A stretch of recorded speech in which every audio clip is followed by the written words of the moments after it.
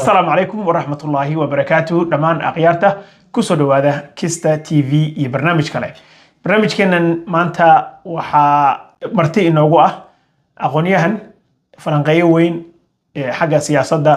dunida iyo geeska Afrikaba isagoo sidoo kale ah qoray dhowr book isaga idinka warrami doona insha Allah taala marti inoogu ah Maxamed Cawaale Maxamed waxaana barnaamijkan idin daadihin doona anigoo ah Maxamed Cumar kusoo dhawo Maxamed بسم الله الرحمن الرحيم السلام عليكم ورحمة الله وبركاته محمد عمر واندوهي كيسكا تيفينا وسود وينيا أضيو أستاف كاغا يو إنت كوكو حرمبا هورتا وحربا وغرين إنا سود ويو شعب كالصومالي دمان أدوية دعالي دا حقا يجوغان ومركي إيقوه الرئيسي أدي عد مقالة دنفر كولورارو أندقنا هاي أدي عد صوماليين والله فري ومدسة جرتا سيدارونتا محمد دور jeer baan saragnay muddo badanna magaalada uu degan yahay aniguna dhowr jeer xoogaa aan ka maqnaa maahin marka horta waan soo dhaweynayaa kiiska TV la soo dhaweeyana walaalayaal subscribe sameeya nagu soo biira magaalada Denver waxaan rajaynayaa aniga Maxamed inaan maaragtay barnaamijyo badan magaalada Denver ka sameeyno sida uu sheegay electionadii waxa soo socda Mareykanka lagu jira madaxtooyada محمد وإلى صاحريني أن كولا هذا الله arrimaha maanta Soomaalida aad ugu weyn maanta doorashada ka socota dalka Mareykanka ma santahay barnaamijkeena maanta waxa uu ku saabsan yahay insha Allah taala arrimahan immigration-ka oo dad badan oo Soomaaliyeed oo dhalinyaro u badan oo ka soo gudbay xadka mardhow ay walwal ka qabaan in la tarxiilo hadii Donald Trump uu imaado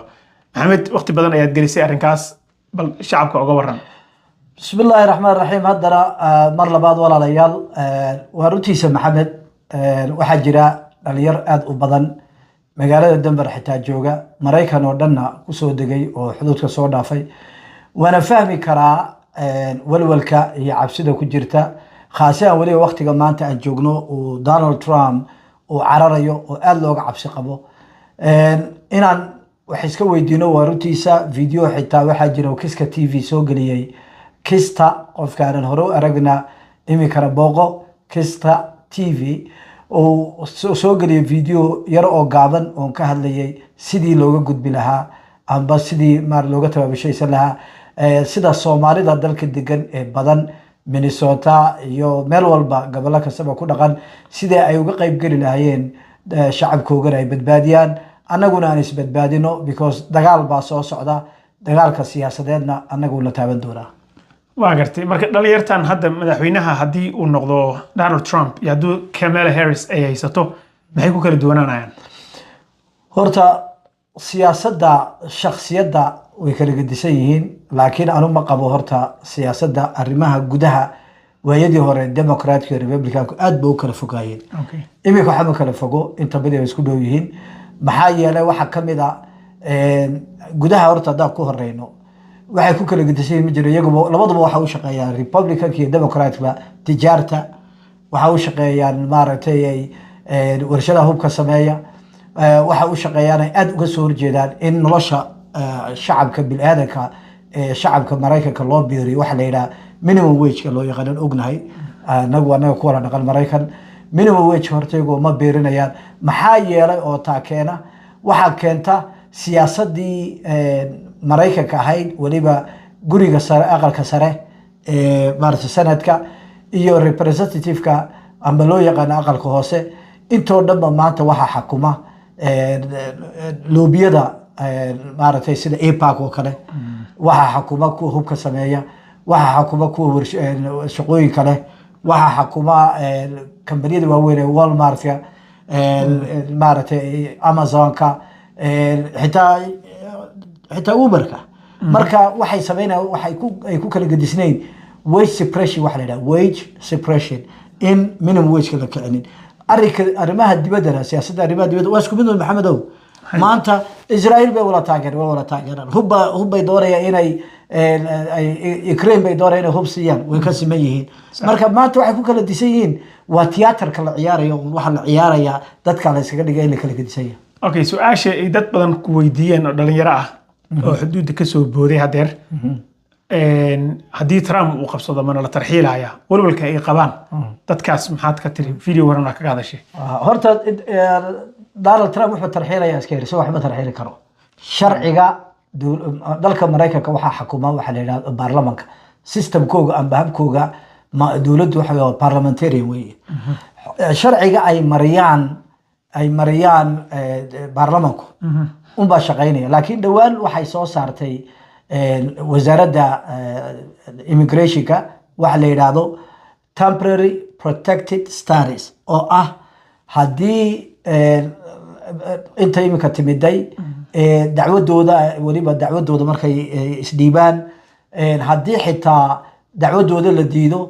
ilaa waxa loo kordhiyay waxay dalban karaan TPS-ka temporary protected status-ka oo ilaa iyo u shaqeynaya September 2026 so waxa lagu kordhiyay sanad iyo bar ba Soomaalida lagu kordhiyay especially Soomaalida marka haddii Donald Trump uu qabsado Soomaalida 18 bilood way haysanayaan sharciga ma jebin karo basha imika inta isdhiibta haddii sharcigooga la diido kolkaaba inay weydiistaan lawyerkooga inay u dalbo temporary protected status inuu dalbo si degdeg ugu dalbo ilaa dacwaduna inta u soconayso maxaa yeelay Donald Trump wuxuu dawladdiisu masaafurin karaan way wasaaradda qabsan doona iyo wax kale ma wasaaradda immigration oo imika oo simaadeen homeland security leader صح isaga kolkaas soo magacaabi doona kolka wuxuu ku amri doonaa inta bilaa sharci ku joogto in la dhoofiyo صح إلا ترحيله صح ترحيلك مركب ماشي أمرك مالكاس وكإيمان أمرك حاجة وكإيمانية لكن محل لو ترحيله يا وي وإن شرعي أي برلمان أي مريين لما روي وصح سكة لكم ترحيله كرو واقرتي شرعي برلمان كإمريين وتي بي اس كان باسيين يس تي بي اس كل يجيب وجري وحي مكان المريين ما كل بدل بالصية مركب دكتور الصومالي ما أنت لسي الصومالي هذا لسي أوكي haddii hadda la siiyay marka 18 months ka ka dhamaadaan oo TPS ka maxaad filan kartaa Soomaaliya data sharciga lagu diiday waxa la dalbadaa rafcaan baa la dalbadaa appeal baa qaadanaysa rafcaan baa dalbanaysa haddii kolkaasi ay dawladda Mareykanku maanta waxay u baahan yihiin shaqaale cheap labor okay sidaaba waxa ilbaabka loogu furay xuduudka loogu furay dadka ma dadku dad xoog ku soo galay صح ودتك تكاد عدعنيان ولا سو سيداي waxa loo soo daayay waxa la doonayaa aniga adiga ka soo horeeyna dadka in baaragtay shaqooyinkii allahayn hanoo beeriyo lacagta amba uberkii alla dagaalamayna lahayn lacagta la direelisiin khalaas imika uberku naga adkaanaya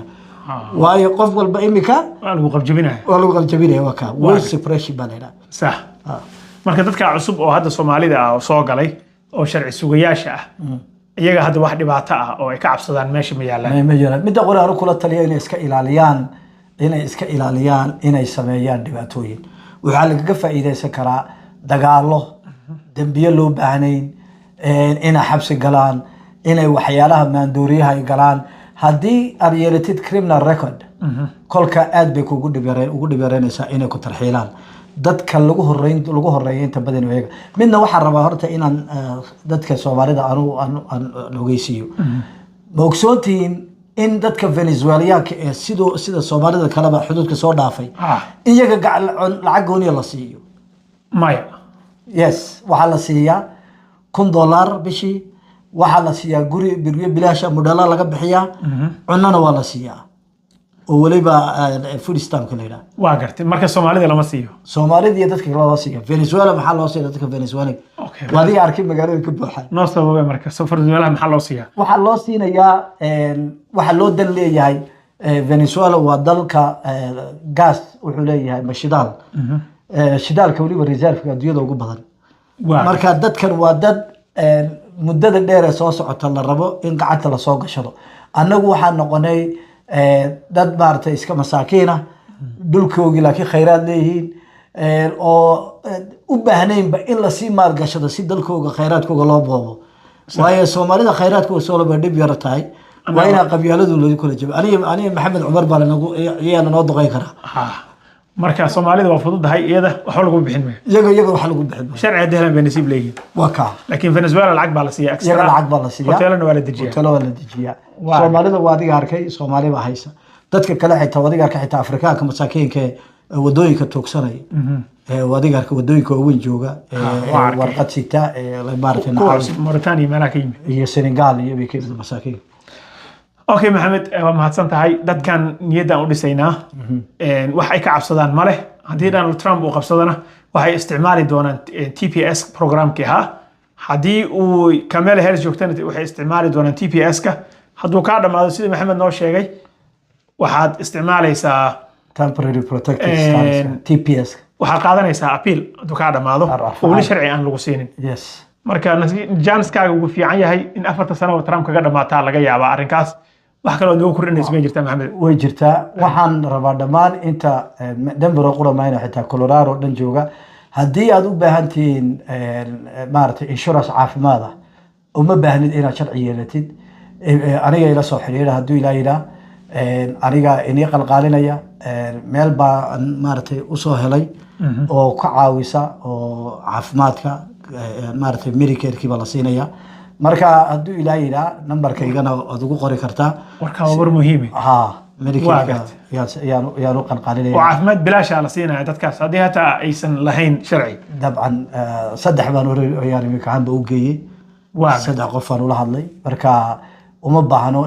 inay weli sharciga helaan xaq bay u leeyihiin la daweeyo marka caafimaadkaan u qalqaalinaya hadduu ilaahay